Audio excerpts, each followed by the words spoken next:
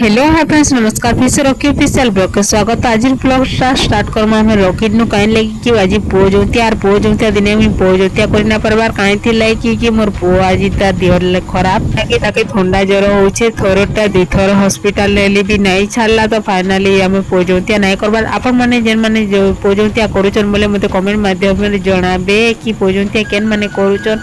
मुई तो मोर पुओ के भल पासी कि नहीं पासी जे मुई नहीं जानी बारी कि आपण माने जदी भल पाउछन बोले आपण मानकर पुओ मान को मते कमेंट कर कहबे।